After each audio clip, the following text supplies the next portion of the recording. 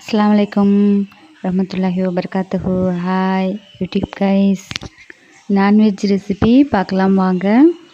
காடைக்கறியில் gravy செய்வது எப்படின்னு பார்க்கலாம் வாங்க. 1 kg காடைக்கறி எடுத்திருக்கேன். மோஸ்ட்லி எல்லோரும் ஃப்ரை பண்ணியிருக்காங்க, ரோஸ்ட் வைப்பாங்க. இது கொஞ்சம் டிஃப்ரெண்ட்டாக கிழங்கு போட்டு நம்ம கிரேவி செய்து பார்க்கலாம் வாங்க. பட்டர் 2 ஸ்பூன் கொடுத்துக்கோங்க.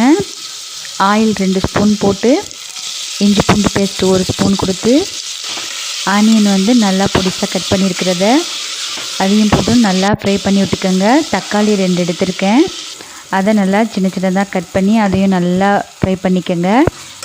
நெக்ஸ்ட்டு 1 ஸ்பூன் மிளகாய் தூள் போட்டுக்கோங்க. நல்லா ஆயிலே கோல்டன் ப்ரௌனுக்கு நல்லா வறுத்துக்கோங்க.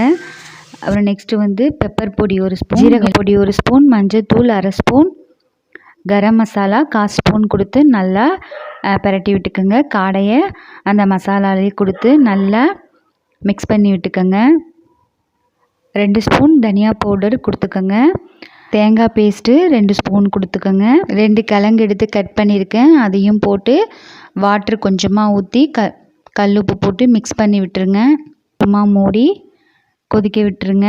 இது விசில்லாம் விட அவசியம் இல்லை, சும்மாவே நல்லா பாயில் ஆகிடும்.